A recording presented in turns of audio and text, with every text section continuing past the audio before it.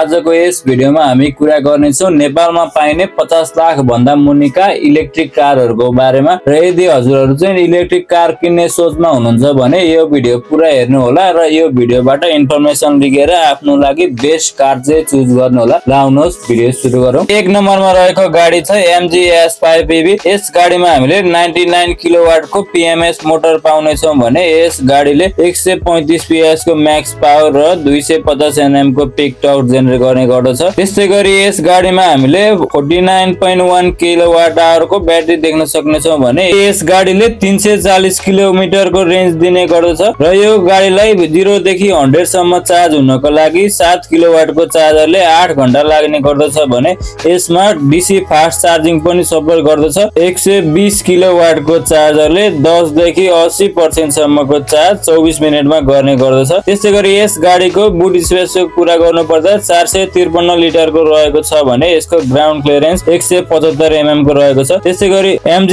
S5EV को नेपालमा पाइने भेरिएन्ट र यसको प्राइसको कुरा गर्नु पर्दा यसको कम्फर्ट भेरिएन्टलाई नेपालमा 43,79,000 पर्न जान्छ भने यसको लग्जरी भेरिएन्टलाई नेपालमा 49,79,000 पर्न जान्छ। त्यस्तै गरी 2 नम्बरमा रहेको गाडी छ टाटा नेक्सन K3EV। यस गाडीमा हामीले 98 किलोवाट को PMS मोटर देख्न सक्नेछौं भने यस गाडीको मैक्स पावर 133.2 PS को रहेको छ र यसको पिक टर्क 215 Nm को रहेको छ। त्यस्तै गरी यस गाडीको ब्याट्री क्यापेसिटीको कुरा गर्नु पर्दा 45 किलोवाट आवर को ब्याट्री रहेको छ भने यसले 325 किलोमिटर को रेन्ज दिने गर्दछ। यसको साथै यस गाडीले 0 to 100 किलोमिटर पर आवर को स्पिड 8.9 सेकेन्डमा पकड्न सक्छ। त्यस्तै गरी यस गाडीको चार्जिङको कुरा गर्नु पर्दा यस गाडीलाई चार्ज गर्नको लागि 7 किलोवाट को चार्जरले 0 to 100 चार्ज गर्नलाई 6.5 घण्टा लाग्ने गर्दछ भने यस गाडीलाई 60 किलोवाट को चार्जरले 10 देखि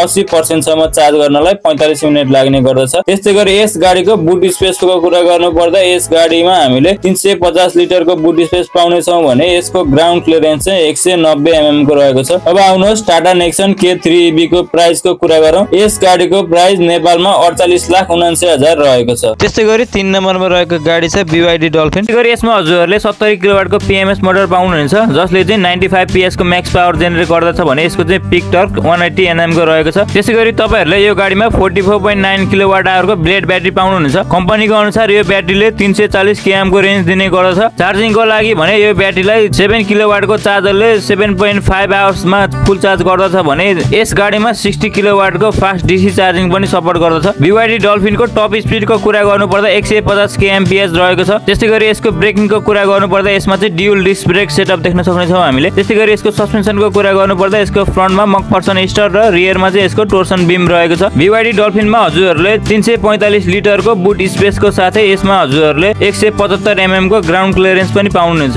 BYD डल्फिनको अन्य फिचरहरुको कुरा गर्नु पर्दा यसमा हजुरहरूले 6 speakers, LED headlights with LED DRL, 5 inch digital instrument cluster, 12.8 inch rotating centre console, 360 degree camera जस्ता थुप्रै अन्य फिचरहरु पनि पाउनुहुन्छ। आउनुहोस् यसको सेफ्टी फिचरको कुरा गरौँ। यसमा हजुरहरूले 6 air bag, ABS plus CVT, traction control system, ADAS safety feature जस्ता थुप्रै अन्य सेफ्टी फिचरहरु पनि पाउनुहुन्छ। आउनुहोस् अब अन्त्यमा यसको प्राइसको कुरा गरौँ। BYD डल्फिनको प्राइस नेपालमा 41,15,000 रहेको छ। त्यस्तै गरी 4 नम्बरमा रहेको गाडी छ सेरेस 3EV। यस गाडीमा हामीले 99 किलोवाट को PMS मोटर देख्न सक्नेछौं भने यसको मैक्स पावर 134.6 PS र यसको पिक टर्क 300 Nm को रहेको छ। त्यसै गरी यस गाडीको ब्याट्री क्यापेसिटीको कुरा गर्नु पर्दा 52.7 किलोवाट आवर को रहेको छ भने यसले चाहिँ 320 km को रेन्ज दिने गर्दछ। त्यसै गरी यस गाडीको टप स्पिडको कुरा गर्नु पर्दा 160 kmph रहेको छ र यसको चार्जिङ भने 3.3 किलोवाट को चार्जरले 0 to 100 चार्ज गर्नको लागि 15 देखि 17 घण्टा लाउने गर्दछ भने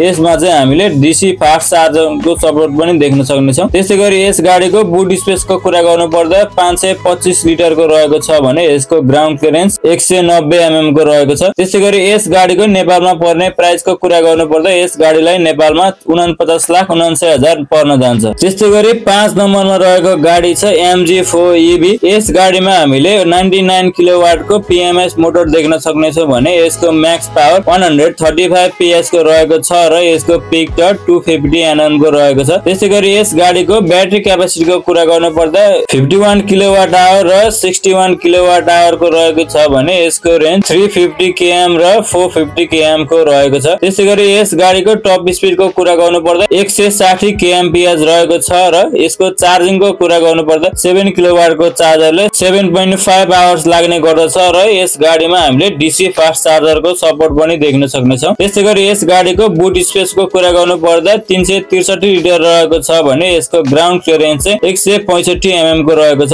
MG4 EV को नेपालमा पाइने भेरिएन्ट र यसको प्राइसको कुरा गर्नु पर्दा यसको कम्फर्ट भेरिएन्टलाई नेपालमा 41,49,000 पर्न जान्छ भने यसको डिलक्स भेरिएन्टलाई नेपालमा 49,79,000 पर्न जान्छ। यो थियो नेपालमा पाइने 50 लाख भन्दा मुनिको EV कारहरूको फिचर र प्राइसको बारेमा जानकारी। र हजुरहरूलाई मेरो यो भिडियो कस्तो लाग्यो कमेन्टमा प्रतिक्रिया दिनु होला र मेरो च्यानलमा नयाँ हुनुहुन्छ भने मेरो च्यानल सब्स्क्राइब गरेर साइडमा रहेको बेल आइकन पनि दबाउनु होला। हस्त धन्यवाद।